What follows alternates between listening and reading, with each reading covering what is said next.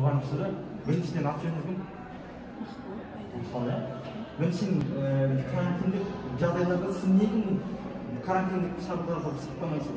Біріншіден сізге сұрақ, сіз менен сұрағыңыз, сіз кімсіз? Шығатын ішінде ма десек? Шығатын ішінде не үшін тұрады? Шығатын ішінде не үшін тұрады десек?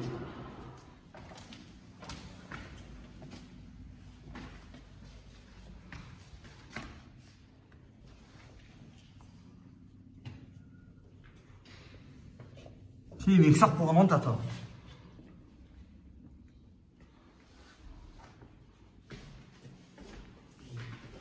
Kırmızı transfer.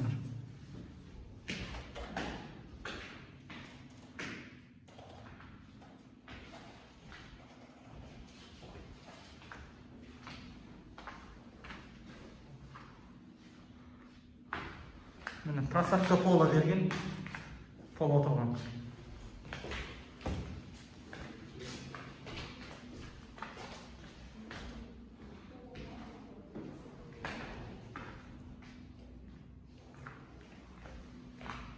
Şıraqlar ölken.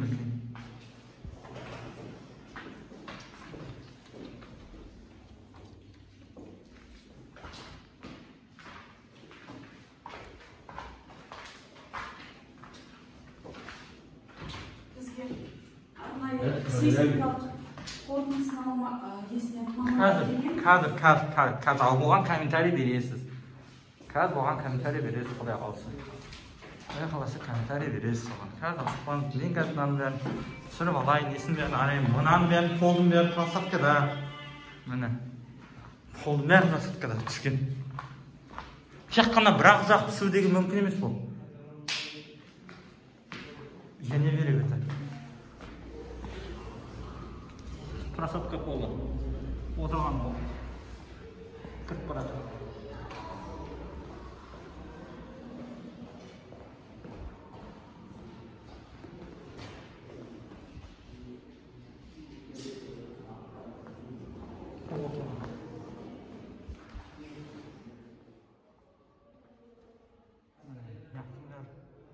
Трещина беріп жатыр.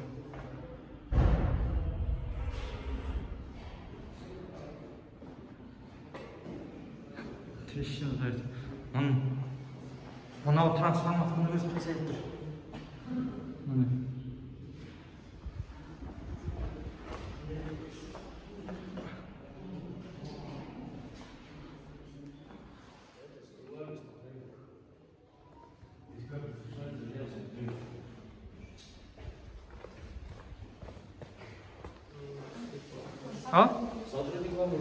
Сотрудники, ну?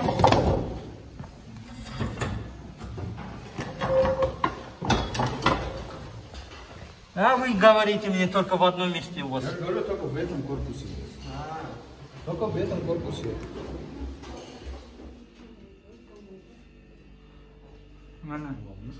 Жарықтары көрініп тұр. Мен жарықтары көрініп тұр.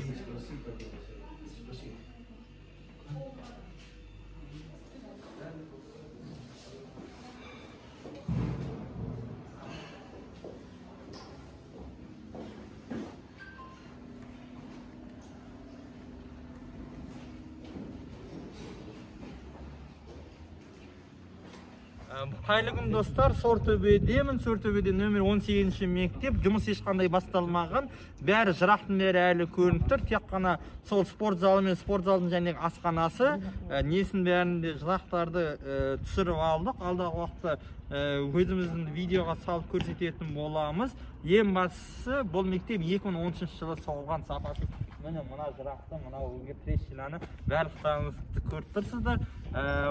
Қанша дегендей сапасыз мектептің соғылуын кім қабылдады, кім оған технадзор жасады, кім оған несен бәрін былай айтқанда жауапқа тарту керек деп мен біріншіден есептеймін. Екіншіден, бұндай мектепте бұл корпуста қазір балалар оқып жатқан жоқ, бірақтан бұл жерде үшінші қабатта оқып жатыр.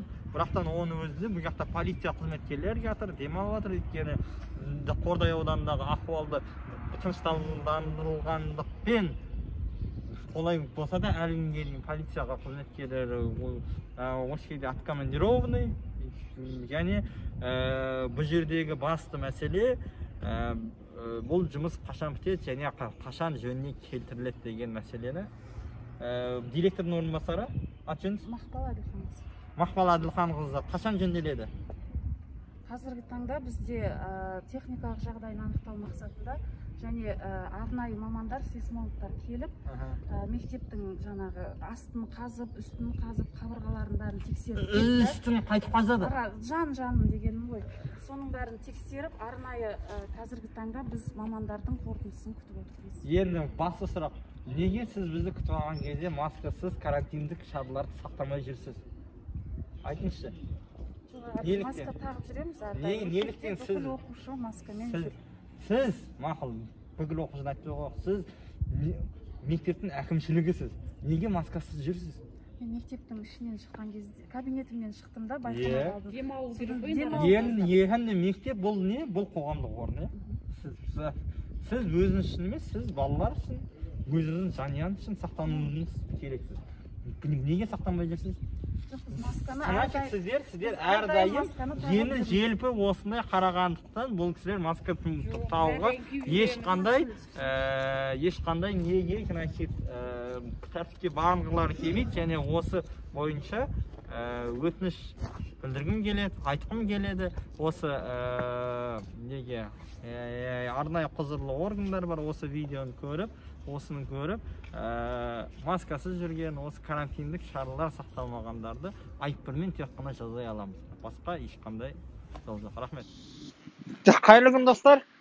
Бүгін Қордай ауданындамын. Қордай ауданы бойынша сапасыз құрылыстар бойынша келдім. Ол сапасыз құрылыс 2013 жылы Қордай ауданы бойынша осы Сәулет қала құрылысы және құрылыс бөлімінің тапсырысымен 2013 жылы 2 мектеп соғылған. Сол 2 мектептің екеуі де былай айтқанда ненешуші стена емес, әншейін жай стеналардың өздері опырылып, несі түсіп, полы түсіп, в общем, мектеп оқитын жағдайда емес, бір сапасыз соғылған ортаға барып келдік, көрдік, видеосын бірінші видеоны салдық, екінші видеоны қазір ары қарай саламыз.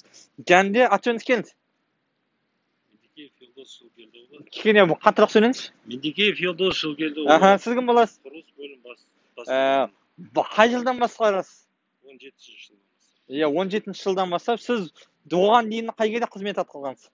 Мен нелерде жеке фирмаларда жұмыс істегенбіз.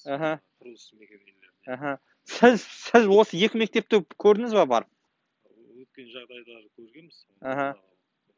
Қақпа тасқа барып. 2013 жылы кім басшы еді осы мекеменің? Жаманбаев деген. Жаманбаев? Ол кісі қайда қазір? Білмеймін. Кім қабылдап алған 2 мектепті негізі? Сол кісілер қабылдаған. Кім? Жаманбаев. Қақпа неде, қақпа таста ол кезде общий приемочный комиссия болған. Құжаттарын көрсетесіздер ме?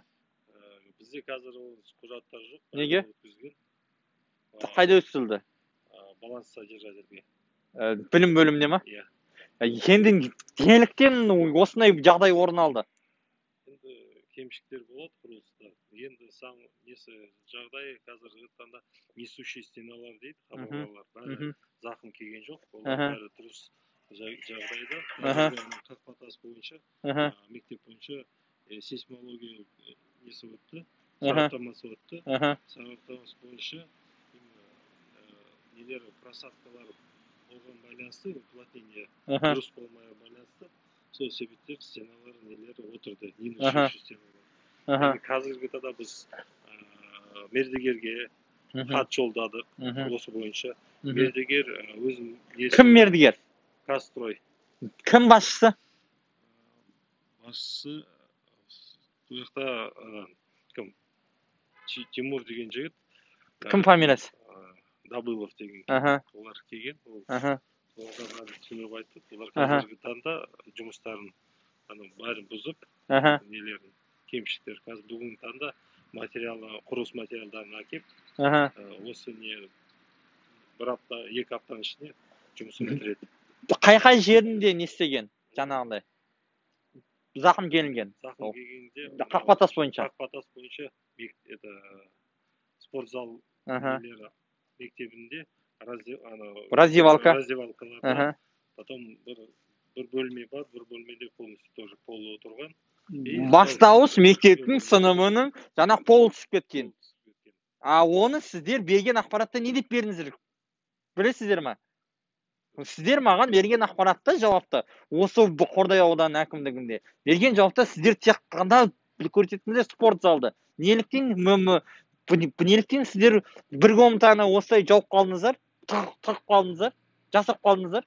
Сұраған жоқпыз. Ну емен хат бойынша хат бойынша мердігерге біз көрсеттік. Де сізге жауабын көрсетейін ме сіздердің? Сізден жаңа әкімдіктің берген жауабын көрсетейін ме? Міне, қазір ешқандай проблем жоқ. Міне, қазір бір минут. Міне. Жамбыл облысы әкімдігі білім басқармасы Қордай аудандық білім бөлім мәліметіне сәйкес төмендегіні хабарлайды. Қақпатас ауылындағы нөмір 30-шы мектепте спорт зал алаң ұлдар мен қыздар киім ауыстыратын бөлмелерін іргетасына отыруына байланысты қабырғалар ажырап кеткен. Міне. Бұл жерде бір комната қайда екен? Бастауыш сыныптың несі қақта? Пол қайда? Білім бөлім мәлімет беріп отыр ғой? Жоқ. Мынау ауданнан шыққан ақпарат қой. Аудандікі. Менікі емес.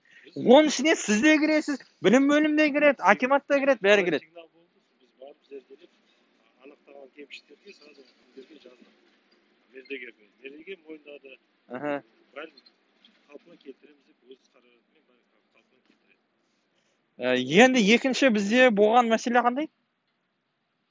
Сортөбеде, 18-ші мектеп. Иә. Ол жерде не болды? Ол жерде дәл осындай жағдай. Несущий стеналарға зақым келмеген. Кейін мынандай просадка полов дейді ғой, сол жөнді уплотнение болған себептен сондай жағдай негізі болады. Сол себептен трещиналары. Енді осындай болған дұрыс па? Негізі дұрыс емес ол. Иә. Неліктен болды деп ойлайсыздар бұны? Мердігердің кемшіліктер. Құрылыс кезінде. Құрылыс кезінде. Салынған, дұрыс не істемегендіктен. Ол кезде негізі көптеген фактілер болады. Например, негізі жобада местный грунт пайдалануға береді. Негізі пайдалануға местный грунт засыпкаға қабылдамау тиісті, себебі ол осындай жағдайға әкелуі. Сол үшін балласт или песчано-гравийный смеспен сондай помещение толтырып уплотнить ету керек. Сол осындай отырмау үшін. Одан кейін қанша комнатада Сортөбеде не істеген? Полы түсіп, ажыраған. Мен ол мектепке барған жоқ, мамандар барған. Барған жоқсыз? Сіз барған жоқсыз ба? Оны енді кім жөндеп жүргізеді? Мердігерлер жүргізеді қазір. Кім именно? Фирма Нұр Сункар деген тобы. Солар ма соққан негізі? Солар соққан. Соларға претензия жібереміз. Әлі жүрген жоқсыздар. Дайындап не қойдық. Олар уже хабар бар солармен бірге. Мендегі ақпарат бойынша бұл екінші жыл. Осылай трещинамен сол мектептің тұрғандықтан. Сіздер 2 жыл бойы қайда қарап отырсыздар? Бізде ондай сигнал түскен жоқ. Мен жаңағы сол жерде жұмыс істейтін, сол жердегі адамдармен кездесіп сөйлесіп келе жатырмын мен. 2 жыл болды дейді. Ана жамаған үшін менде ана кезде видеолар бар, бүйтіп шпаклевканы нені бүйтіп үстінен жамап қойғандар. Сол кезде сіздер 2 жыл қайда қарап отырсыздар? Сұрақ сізге. Сұрақ. Біз эксплуатация бердік қой. Енді сіздер ғой. Олар бізге не ұсыныс бергенде период гарантийный эксплуатация олар бізге хат жазған кезде біз сол реагировать етеміз. Сіздер сол жерге обязательно бір нәрсе құлау керек, обязательно біреудің басына түсіру керек, обязательно біздің осылай тараздан келіп, анау мына жер масқара болып отыр, масқараламасақ, оны әшкере қылмасақ, онда сіздердің мүлдем әрекет қимыл болмай ма? Неге болады?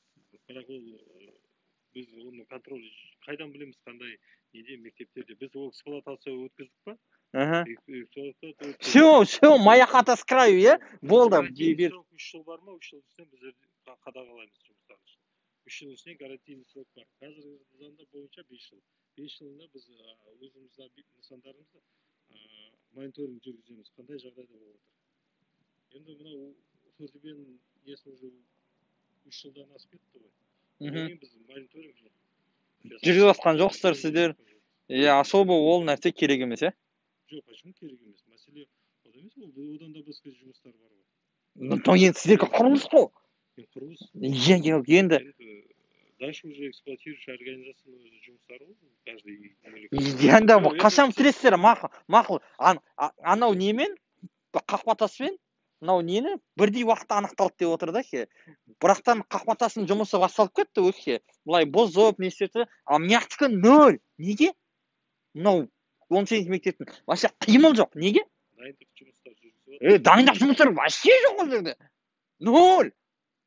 Қандай дайындық? Не дайындық? Несін шығынын есептейді қазір. Не дайындық?